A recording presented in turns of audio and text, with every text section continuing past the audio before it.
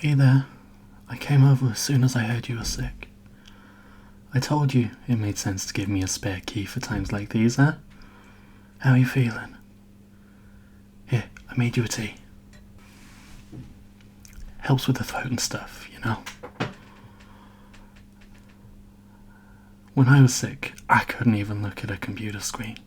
I was so bored. And it was so hard to fall asleep too. So I brought you a book of short stories, and I'm going to read you to sleep.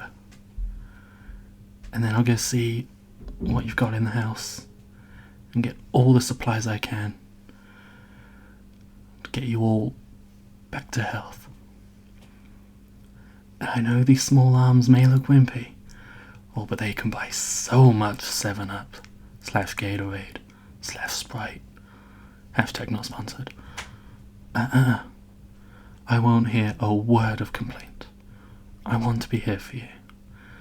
Now you get all snuggled up there with your duvet and your blankets and Mr. Schnookums. That's the stuff. Now this story is a fan fiction I found about the Hello Kitty universe. I know you're a big fan after all. It's a bit out there, but I think you're gonna just love it. Keroppi bustled around the living room, making sure everything was all set up for the big event. His usual rosy cheeks tinged red with exertion, showing the fruit of his efforts. His little red bow slightly askew. He looked across the hall, the extent of all of his labour apparent.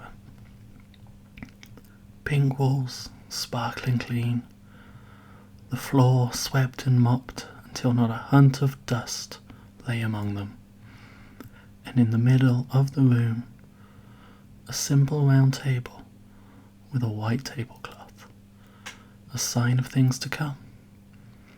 This was an important day after all. A friend was coming home. A knock on the door sparked Keroppi out of his reverie. The first wave of guests must have arrived, with decorations. Keroppi ran to the door, bursting it open in excitement, and there they were. Hello Kitty, Mimi, and Pom Pom Purin stood before him, holding balloons, ribbons, and a big banner saying "Welcome home."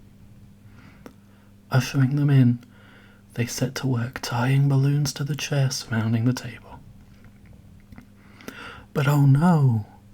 One of the chairs had too many balloons attached to it and was floating up into the air.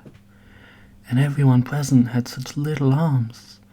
If it rose much higher, they would never be able to reach it. In a moment of bravery, strength, and self-sacrifice, Hello Kitty displayed swiftness, like a regular cat, and not one with a ginormous head made for merchandise. She leapt onto the table with its pristine cloth, and without a moment's hesitation, sprang again onto the chair to weigh it down. But wait, there's more. Hello Kitty had imbibed 6 kilograms of helium and could not bring the chair back down to earth, or the Hello Kitty equivalent. What a disaster! Left with no other choice, Miss Kitty let out a big burp, with such ferocity that it could decimate a small town if not properly contained. Luckily, Mimi was familiar with handling Hello Kitty's universe-ending powers, and took the 7 Chaos Emeralds out of her little orange raincoat's pouch. With the powers of the Chaos Emeralds and her own sense of justice, she negated the force of the burp, converting its kinetic energy into something a little tamer. When the writer returned to his senses, he saw what a mess this story had become and nodded. Yes, he thought to himself, with a confidence that could only be described as unfounded. I can work with this. Keroppi looked at the carnage that surrounded him now. Hello Kitty was softly descending, and there was not a ribbon out of place. "I bet you didn't see that coming," he declared, and everyone laughed. "Thanks for saving the day, Hello Kitty and Mimi," he congratulated them.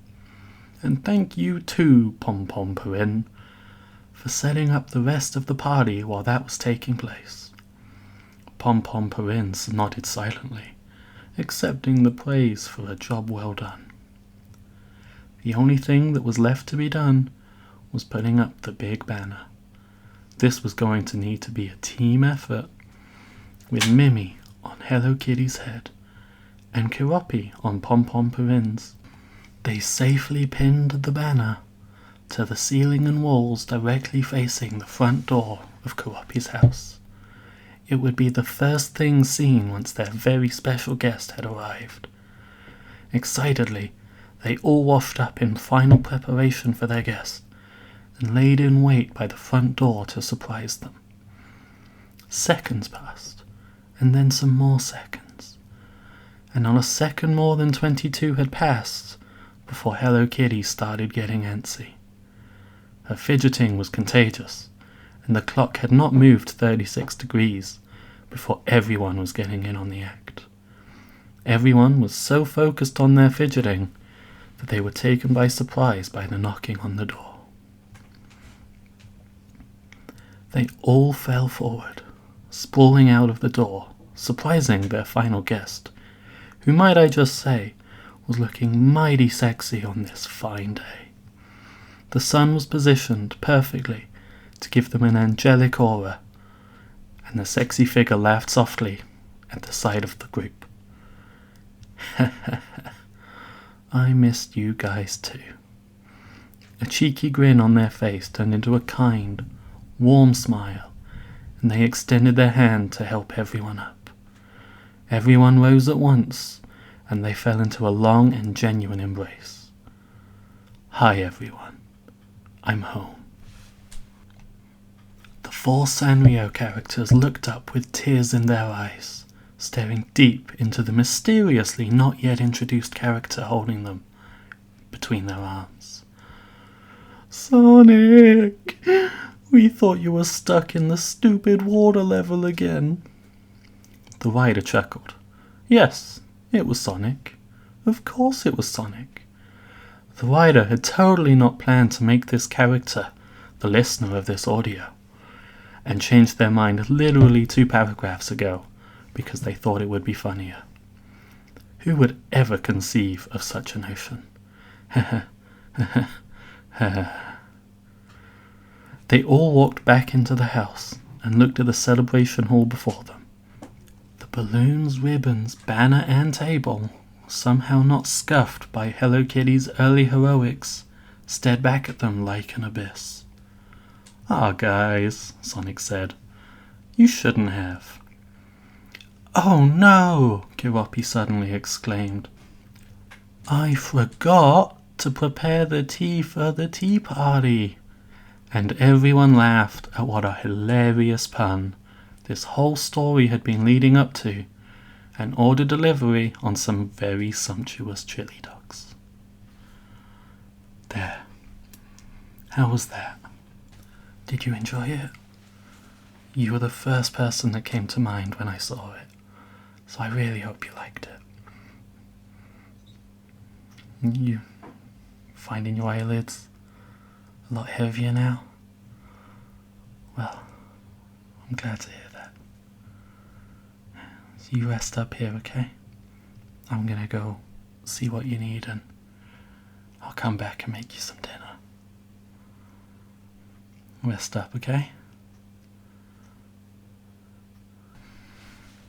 There's a lot of people who will be sad if you're not around next time we all try to hang out. You gotta get better soon, okay? Yeah. Of course. Anytime. Okay, rest up and I'll talk to you once dinner's made, okay? Don't worry, my cooking's not that bad.